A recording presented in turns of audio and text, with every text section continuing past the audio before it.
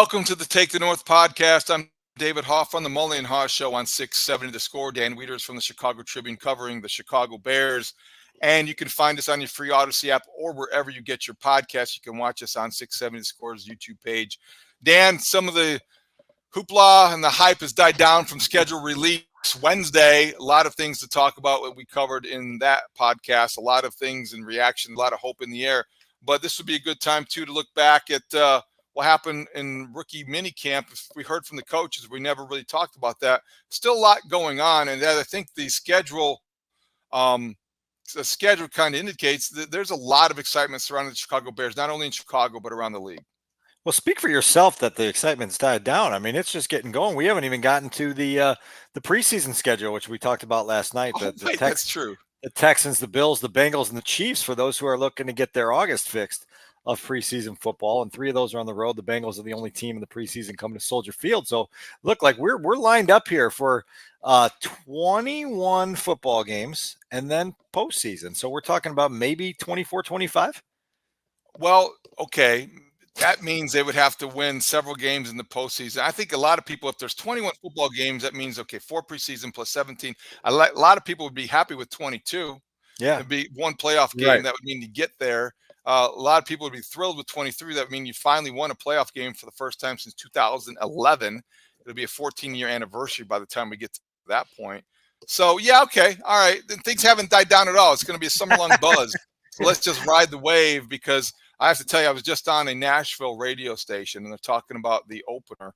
And I was talking with my former college teammate, Blaine Bishop, who former Titans safety for a lot of years. He was the good one at Ball State. He went to the NFL, but he was a cornerback at Ball State. Great guy, but he was talking about the Titans and had a lot of questions about Caleb Williams and the excitement surrounding Brian Callahan. I got a sense that they're excited about the defense. I think they're curious about Callahan, but they believe this is a pretty good football team that might be underrated. And I think one of the first things they mentioned was the fact that the Bears are 4.5-point favorites. I don't go a lot on that in May, but that's also indicative of maybe the belief that this organization is built up and the credibility they're regaining throughout the league. I think I saw somewhere where currently in May that they're favored in 10 of the 17 games that they're scheduled to play, and so that is an indication that that the arrow's in the right direction. There were years where it would take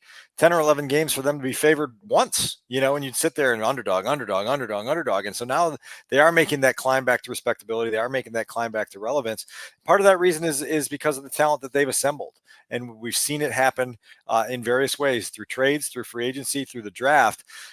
As you would imagine, got a lot of questions last weekend, particularly on the baseball circuit, from people wanting to know about how rookie camp was going. And my response to them on that is, look, like, the on-field stuff is so basic and so elementary, and it's so, first day of school, here's where your locker is, this is how you call a play, this is what this route is called, that there's not a lot to learn in the on-field setting there. But I walked out of there on Saturday having learned a lot about this football team and about this rookie class because of the access we had. We talked to all 5 draft picks. We talked to all 3 coordinators. We talked to every single position coach and Matt Eberflus. And so when you have that volume of information coming at you and the perspective that the guys inside the building can provide on what is taking root there at Halas Hall, it's truly informative. And I thought, we got tied up in the schedule for a few days. This is a good chance to kind of unearth some of the revelations and the things that we learned from a pretty busy rookie camp, even though the on-field stuff was pretty mundane. Yeah, and we heard from Shane Waldron, we heard from Kerry Joseph, and then we heard from each of the individual players, Eric Washington as well. Coordinators and position coaches lend a lot of insight. All right, so we will go through each of the rookies. It won't take that long. They only have 5. But before I get there, did you think like I did? I want to ask your opinion on this because I didn't get a chance to mention this in our post-schedule release pod. The Bears schedule release video, the one where you mentioned back to school, first day of school, Caleb Williams stepping off the school bus, that was a great way to end it freshman year. Yeah. It was a nice playoff, the whole Ferris Bueller and all the Chicago-themed movies. But did you think that Matt Eberflus, who appeared in the skit as a teacher, as a high school teacher, might have pulled that off a little too naturally? Did he remind people that he might be very well suited in that role if things don't work out in Chicago?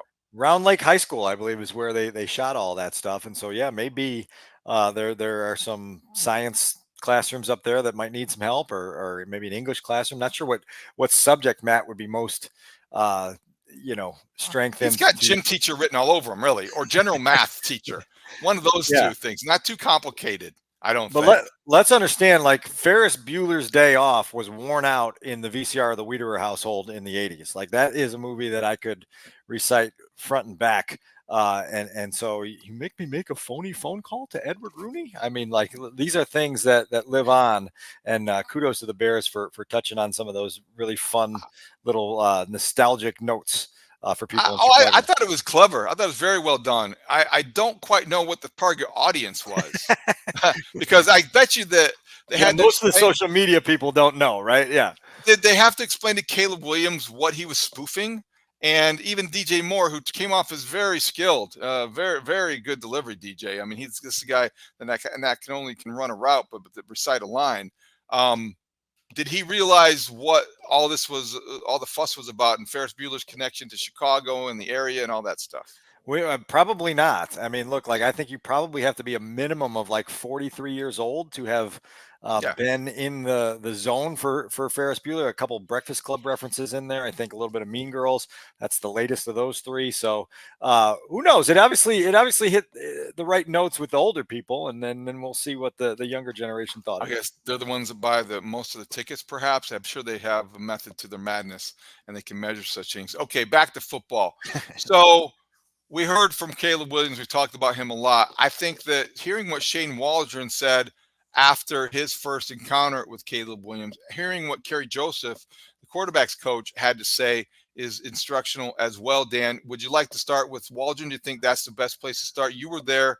You heard him talk first hand about what impressions were made. How would you describe what Shane Waldron had to say about Caleb Williams? Yeah, well, I'll start out this way because I do think that the Bears have made very intentional efforts to make sure that Shane and Kerry are going to be the two voices that are plugged into Caleb Williams. They want to limit the number of people that are in his ear, and they want those two guys to kind of be the ones that really attack this with Caleb Williams. And so you have to be coordinated in those efforts. Thomas Brown is there. It's kind of my feeling in the initial stages that he's there to sort of be the guy that can help the two guys we just talked about, Shane Waldron and Kerry Joseph, teach the quarterback, but they kind of want him one step removed so that there's not a whole bunch of people trying to get their voices heard and their fingerprints all over Caleb Williams. And so you got to figure out what that dance looks like. And Shane Waldron is obviously very, very impressed, number one, with the talent that he's inheriting in Caleb Williams, and having the opportunity to utilize that is key. But then I think he also understands that, like, this is a kid that comes into the NFL with a reputation as being a very eager learner. And eager learners need to be engaged at all times. And it's up to the coordinator and the position coach to be those people that kind of are plugged into him so that he's feeding the way that he wants to feed and getting the information he needs to get. I think that's going to be a fascinating thing to chronicle as they get deeper into this. One of the questions I asked Shane Waldron out of the jump was just kind of what he sees as his personal duties in the development of Caleb, and how his strengths cater to being one of those guys that's going to be right at the forefront of the developmental process of Caleb Williams. Here was what Shane Waldron had to say on that. I think for me, the things that we're pouring into right now is just the understanding of the big picture of the game, right? And all the intricacies and the nuances that, first of all, between college and the NFL, being able to start with that ground floor approach and build that repertoire of his knowledge up as we're going. And so for me, also being able to lean on Kerry Joseph and the rest of our offensive staff, to me, this is always a collaborative effort. So it's going to take all of us to help him along the way, and everyone has great individual strengths that they can bring to the table. So for me, it's helping him with the big picture of the game, understanding the offense, understanding situational football, and then, Kerry being a great technician and making sure we're always working on the fundamentals and that belief in the basics. And then Thomas with the pass game and everything that he can bring there and prior experiences to lean on. So it's a collaborative effort. We'll all work at it together. And like I said, so far, all the rookies have been, open and ready to learn. So Dan, do you think, and that was actually a more, I don't know how to describe it, maybe composed, Shane Waldron sounded more normal there than he did the first time he spoke publicly. And I know we don't have much to gauge this on. We're just getting to know him.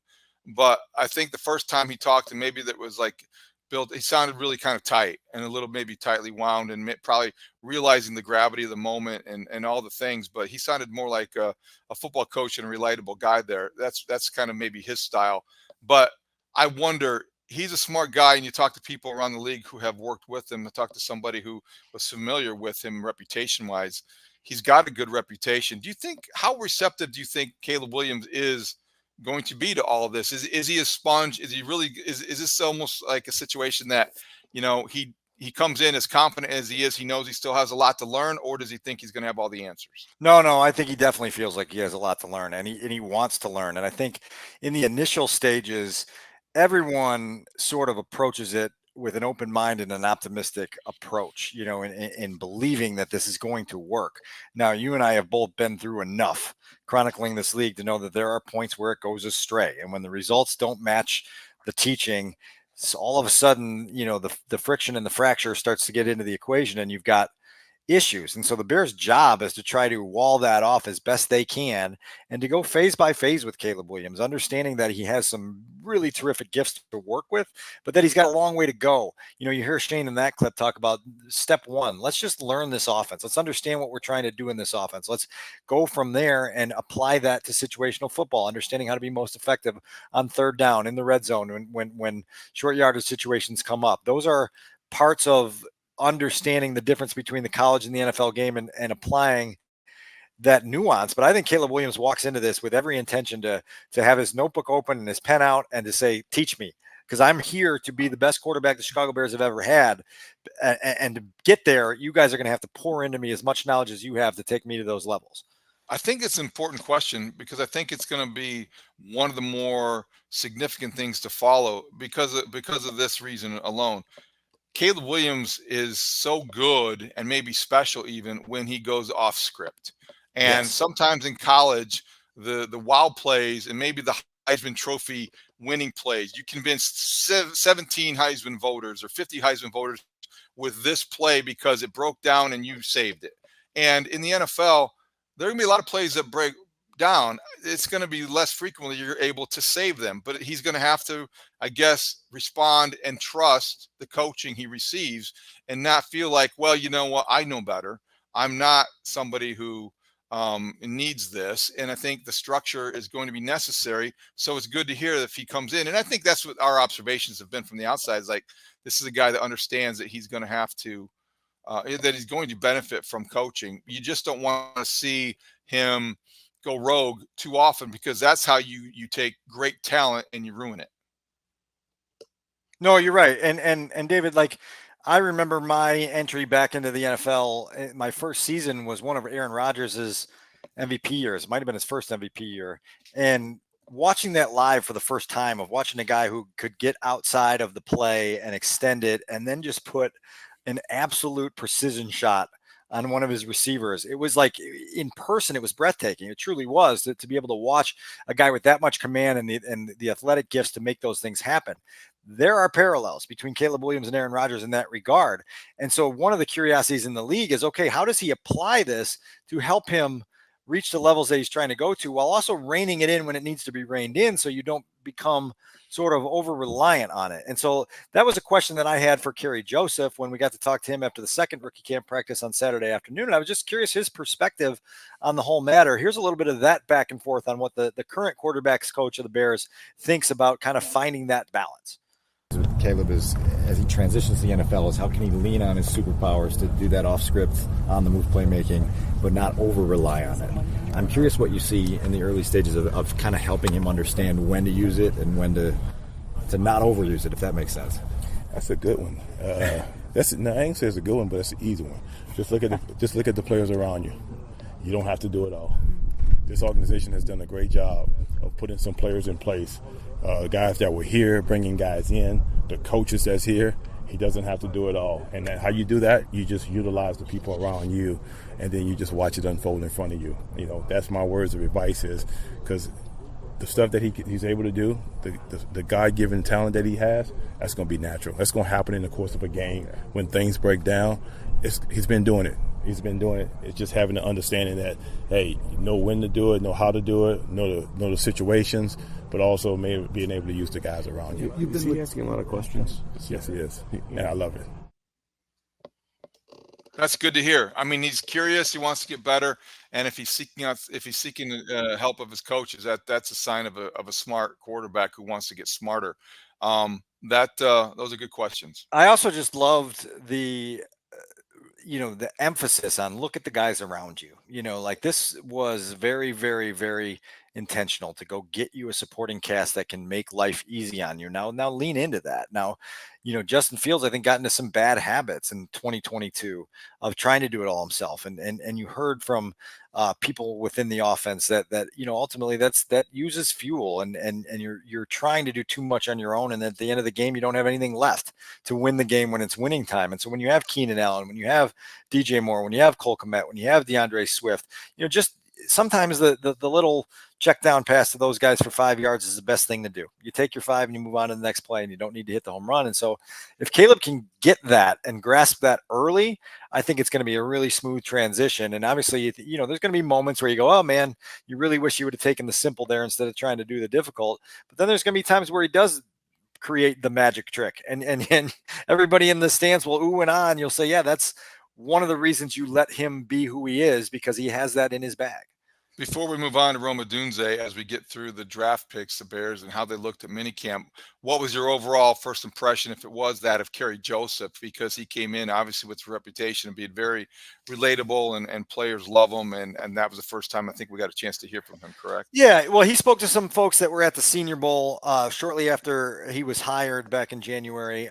This was the first time, certainly on team grounds, that he spoke with us, and he seems like he's got a natural connection piece, and obviously that's going to be important. You heard Shane in that first answer talk about providing stuff for Caleb through the big picture lens, and then Kerry Joseph being the technician, the guy that's going to really hammer him on details and fundamentals and basics of making sure that you can master those things within all the other things you're trying to do offensively, big picture. So I think Kerry Joseph's going to have a lot of influence on the early stages of Caleb Williams' development. One last small clip from him.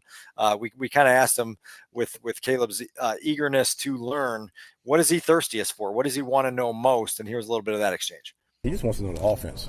That's his biggest thing, whether run, pass.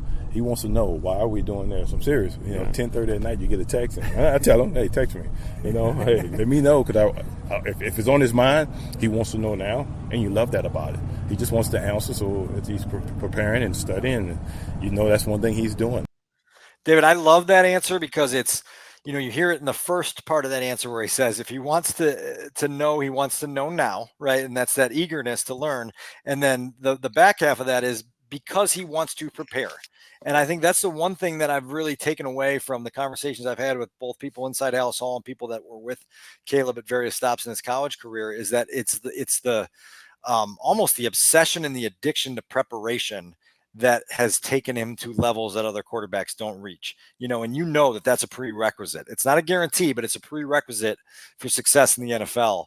And so that hunger for preparation and the knowledge to prepare properly, I think, are great starting points for Caleb Williams. He's already texting him at night. It's May, so you wonder how it's going to be when that ramps up, when there are actual opponents and games to play.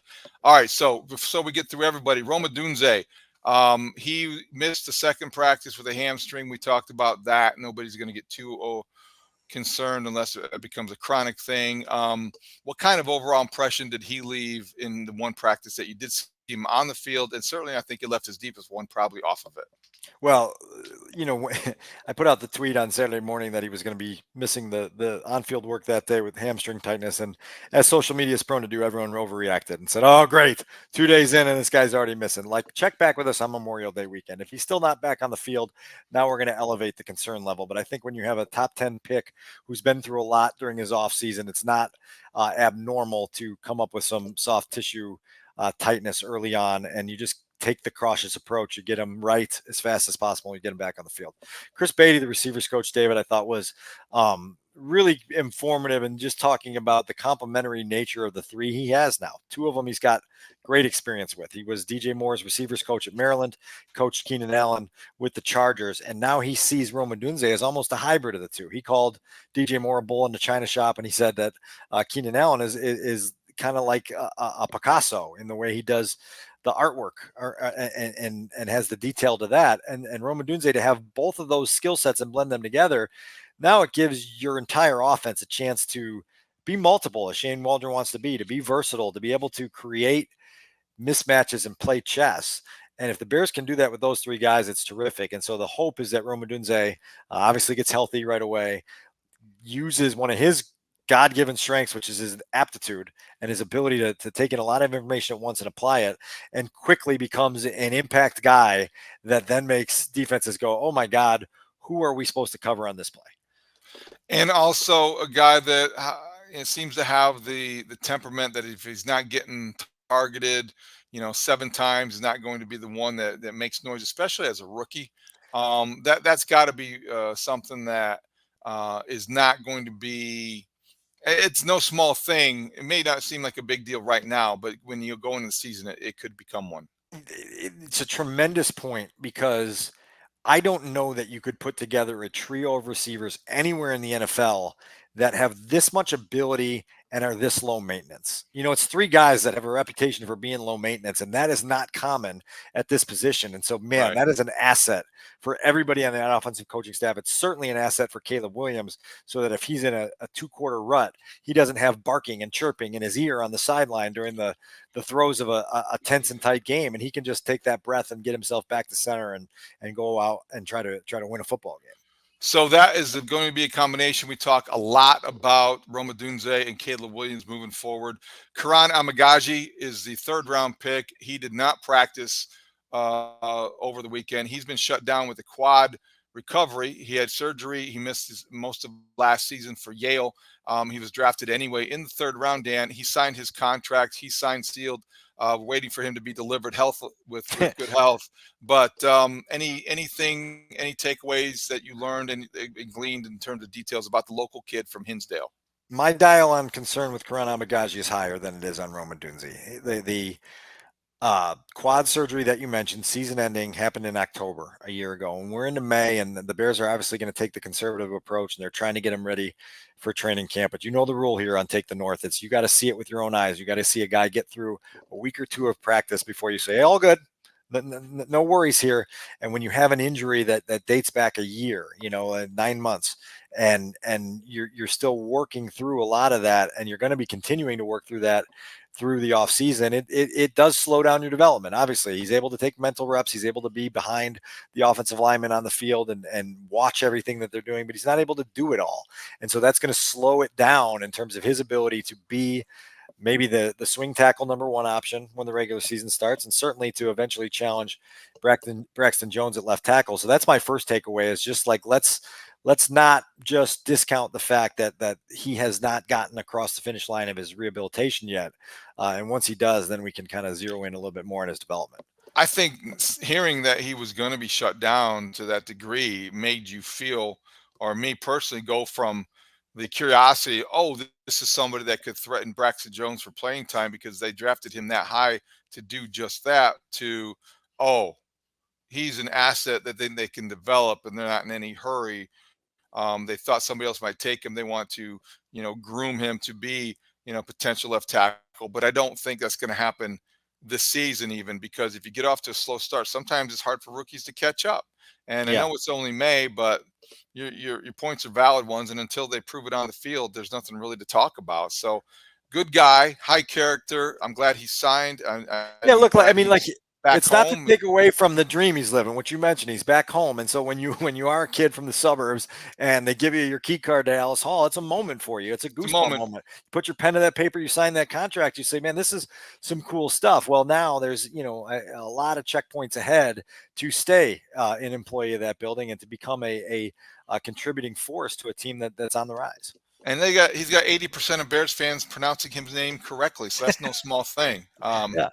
So easy name to pronounce is Tory Taylor, the punter from down under, Iowa kid who full of personality. Dan made a good first impression. Thought I loved it that, day one of the rookie minicamp, he's going to work on force. Day two, he's going to work on precision. And you know what? We're not going to rule out the fact that, he might be a weapon for us on kickoffs. Maybe he'll drop kick, maybe he won't. Richard Hightower talked about him. Flu seems to like talking about him. He's here to stay. What were your impressions of Tory Taylor, the punter? Yeah, so you mentioned on Friday they do the open field punting period, and so that's a chance for a guy with a huge leg to show off his huge leg, and you can feel it. Richard Hightower said, like, when he kicks that football, the thump is different. There's a sound to it that tells you, oh yeah, this guy's got some boom in that leg, but he's also got touch, and he's got this Australian rules football background from his days growing up in Melbourne and playing that sport. And so when you go into the next day and you get that plus 50 punting period, punting from the opponent's side of midfield, now you get a chance for a guy to show off his ability to angle things and be directional and drop the ball and touch it there. Adam Haugh, I believe, on draft weekend, put out a tweet that I thought was incredibly creative and really well said. He said, my player comp for Tory Taylor is Scotty Scheffler. And I like that because it's a guy that can hit it long and he can also stick it when he needs to stick it. And so Tory Taylor starts off from a skill point level with a very wide array of tools to work with. What kind of teammate do you think he'll be? I know this may be an odd question, but you wonder if sometimes punters just blend in. I wonder, can a guy considered the best punter in the country compared to Ray Guy from Australia just blend in anywhere? I mean, look, his accent is endearing, right? Like, you got a guy that a big dude too. Like for punter, he's a big dude. And when he walks into the media room and you go, that's not really like a lot of punters that I've seen during my day. And so that's there. I think he'll be a good teammate. One of the funnier parts, David, I thought was, like being from Australia, he said typically, at Iowa, the school year would end in early May, and that would be his time to go back for a handful of weeks and go back home to Australia. And his mom was kind of badgered him, hey, when are you going to be home next? And he said, Mom, the longer I'm away, the better it is for all of us. It means I'm doing well here in Chicago as an NFL punter. And so, the typical spring, hi, how's everybody doing? Good to be back home is in a different world right now for Tory Taylor as he tries to get his NFL career off on the right foot. Yeah, it's a great story, and it also could be a good weapon. I am curious to see if he ever does drop kick. I think that is legal. He could do that if they want to do that, but I don't think anybody quite knows what to expect yet. Here, no, this is the last footnote that I need to tell you because this is like right in your wheelhouse here. How often in a Bears game press box that my colleague and the guy to my right in every press box calls for a fake punt, Brad Biggs. Oh yeah. He wants a fake punt, and this is a good time for it. Element of surprise, time to punt. He reminded one of the scouts on draft weekend that the Bears hadn't run a fake punt in a long time, and I also brought it up to Tory Taylor to say, like, look, like I don't know now that you got your name on a contract here if you've got any influence in that room, but it's the COVID year in 2020. That's the last time they ran a fake punt in this organization. It was like an end around to Barkevius Mingo. And they got the first down. So I asked him, he didn't quite get the bit. And I told him, I said, in 3 months from now, this is going to make a lot more sense to you.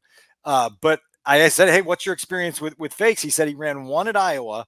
It was a pass to Sam Laporta, pretty good guy to throw a pass to. It was complete, but it was short of the sticks. So it was ultimately an unsuccessful fake punt. And so maybe Tory Taylor gives us the opportunity to dream bigger with some of the imagination that they have with fake punts in the special teams phase. If you fake one punt, you want to fake them all. If you have that's all you can think about. It makes you think about we ran a fake punt once at Ball State. It was my only college reception ever. I was the fake guy. I caught the pass. It was a beauty. How far? It was a spiral. I don't know how far it was. 12 yards, 14, 25? Roughly. Let's say 25, Dad. Okay, let's go with 25. I'm sure we can dig up box scores. This stuff is all documented. I don't know. That was way back when. So, all right, Tory Taylor, asset and weapon. Looking forward to hearing more from him. Austin Booker, 5th-round draft pick. They moved back into the draft to take him. He's a project. He's raw. He's athletic. We talked to Lance Leopold on the Mully and Haugh show the day after the draft, and he's talked glowingly about how coachable this kid was at Kansas in just one season. He came from Minnesota. He could have gone back to Kansas and been probably a 2nd-round pick next year. Maybe if things have gone well, even higher. What was your impression of Austin Booker? And more importantly, what did the Bears think of what they saw, especially defensive coordinator Eric Washington? Well, my first conclusion is that he's this year's Roshan Johnson because every single person in the building is gushing. It's a fire hydrant of praise coming up for Austin Booker right now, and now they've got to figure out a way to turn that into production as they develop him. My second conclusion is that I was really, really energized hearing from Eric Washington, and we'll hear a little bit from him here in a minute. Again, you've heard me talk here on these airwaves and on the score about his ability to mold young defensive linemen and bring the best out of them. That's going to be Javon Dexter. It's going to be in part Austin Booker. And so Eric Washington's command at the podium last Saturday was impressive. You know, he's a guy that's got a lot of knowledge. He's an easy communicator, and he's clearly one of the guys that has a lot of belief in who Austin Booker can become, right? And that's a key phrasing, not who he is now, who he can become, because they're betting on upside here. There's no question about it. And Austin Booker looks the part. He's tall, he's long, he's sleek, and you watch him on a practice field and you go, okay, there's something here to work with. The Bears obviously feel that. I've got a few other thoughts on that topic, but Matt Eberflus called him on draft week and he said he's slippery. And so I kind of pushed Eric Washington to describe a little bit more about the slippery nature of Austin Booker as a pass rusher. One of the things that for me, for rushers, the energy, he has a tremendous amount of energy. He never seems to be out of the play, either early or as the play extends with the quarterback, especially as a rusher. And, when you talk about slippery, it's just hard for the protection, either the person assigned to him or whatever, to get a solid shot on him. He's always rotating and flipping his hips at the right timing so he can continue to advance toward the quarterback. And so he's got that innate feel and ability. You're not going to be able to get a consistent shot on him. And so that's going to help him to continue to advance toward the quarterback. It's a great thing. I was watching him out there yesterday, and you kind of see that in some of the drill work with Travis and Brian, that he has that trait. He has that length and what have you. That's impressive stuff. It is. Yeah. Eric Washington's also it makes you a little excited because Eric Washington is brought to Chicago, developed a reputation for getting the most out of guys, and probably in the back of I don't know where it was in the Bears' minds, but Eric Washington likely had a lot to do with why they felt comfortable drafting a guy with as high of a ceiling, but maybe as unpolished as Austin Booker is. And Travis, who he mentioned in that audio clip, is defensive line coach Travis Smith. And Travis Smith was with the Raiders when Max Crosby came into the league and had a chance to see him up close and personal. And Austin Booker sees things in Max Crosby's game that he wants to become. Now, look, this is high bar to try to clear yourself. And I think it's really, really paramount to say, look, like Max Crosby, that dude is wired differently. He's got a different heartbeat about him, and the way he plays the game allows his production to spike because he is so relentless. But the Bears certainly see some of the, as you heard from Eric Washington there, the energy down in, down out from Austin Booker that allows him to never be out of a play and oftentimes be in a play. And so you just want to bring the most out of them. Travis Smith called it a race to maturity, which, in this league for rookies, it's how fast can you carve out a role? How quickly can you master that role? And then how quickly can you turn that into, game day production on Sundays, Mondays, and Thursdays? And so that race to maturity has already begun, and they've got to try to figure out a way to get him to accentuate that defensive front. I wonder if he's a guy that competes for the 53 next year. It might be a little soon for that. I wonder what his role will be and position on rosters, practice squad. Maybe it'd be too tempting for a team to poach. Maybe he stays on the 53 but is inactive. We'll wait and see. That will take care of itself. Curious if any undrafted free agents caught your eye. Austin Reed is a quarterback who had some fun with Caleb Williams. They had a rapport at some of the quarterback, I think, all-star games, was it? And or maybe workouts. Work it out in Jacksonville together, yeah. And then John Jackson, the wide receiver from USC, he signed a contract after getting a tryout. He's going to be back at training camp. Caleb Williams' best friend. Does anybody else stand out to you, Dan? Well, so let's stay on John Jackson III for a second, because I think it's really notable. I mean, he came in here as a tryout player for rookie camp, and he left with a contract. So that means he'll at least be here through OTAs and most likely deep into training camp. And then it's a matter of, can you get him to the practice squad and what you want to do with them? Some people might say, oh man, they're really going out of their way to surround Caleb Williams with guys that he wants around. And my response to that would be, so what? Absolutely, what? do that. If you So can, what? if you can bring a friend to town and make his life a little bit easier and make him a little bit more comfortable, everything that happens at this point going forward revolves around how well Caleb Williams can play for the Bears and how fast he can play that well. And so whatever you can do to catalyze that, to bring out the best in him, to make him comfortable, to make him confident, go for it. I don't care how, if it costs you one of your 53-man roster spots in September, most likely it'd be a practice squad. Amen. Role, keep him Amen. around. Make the quarterback happy for as long as you want him to make you happy. Yeah. You've never done this before. Where would you like to park, sir? Would you like Virginia spot? Okay, where's the paint? Right. We'll paint over her name, Mrs. McCaskey. No. Caleb Williams. You can park here. If John Jackson III is here simply so that Caleb doesn't have to go to Target anymore, then Exactly. I'm good with it, right? Like, hey, here's my list. I know you got to get stuff for your apartment. Pick this up for mine as well. Right. And off we go. Yeah, I've got one receiver for Target. I've got a tight end backup for Panera. If I want to go get my nails done, that's the backup kicker. I don't care. Whatever Caleb wants, Caleb gets. I'm with you on that. And it sounds strange, but like this is the game you're in now. You're in the game of protecting your investment, bringing out the best in your investment, and trying to make sure that, as Ryan Poles says, you break the cycle. Break the damn cycle. Figure out what the formula is for breaking the cycle. So that's a little bit of a tangent, but certainly John Jackson will be around for OTAs in a week. It was a worthwhile training camp for rookie mini camp. The training camp will be here soon enough. OTAs right around the corner. It was great to hear from the coaching staff because we talk a lot about these guys. Hearing from them was definitely valuable. Anything else, Dan, before we wrap it up? No, we've got a longer discussion later in the summer about the new kickoff rules. And we don't have time today to really dive deep on it, but Richard Hightower was heavily involved along with Darren Rizzi and I think it was Jim Fossil to get that off the ground this spring. And they're in. We got a 1-year trial period with this XFL-like kickoff procedure. I'm fascinated, David, to learn about the chess match of that. I'm fascinated to know whether it alters roster construction in any way, because you're doing a whole different form of kickoff coverage and kickoff return. So at some point before we get to that all-important first preseason game, I'm sure we'll talk about these new kickoff rules and the alignment and all the ripple effects of that. It's a huge thing because it affects your roster construction. In some cases, it might affect whether some guys make the team. Velus Jones, you might wonder about his status, and we can talk about that moving forward. Okay, that's a good one. We talked about the rookies at the rookie minicamp. We'll continue to monitor Caleb Williams and all things that happen related to him in this offseason. Anything else that comes up, we'll be back here next week. For now, you have been listening to the Take the North podcast. You can find us on your free Odyssey app, or you can watch us on the 670 Scores YouTube page. For Adam Studzinski, our producer, Dan Wiederer from the Chicago Tribune, I'm David Haugh from the Mully and Haugh Show. Thanks for listening. Great talk. See you out there.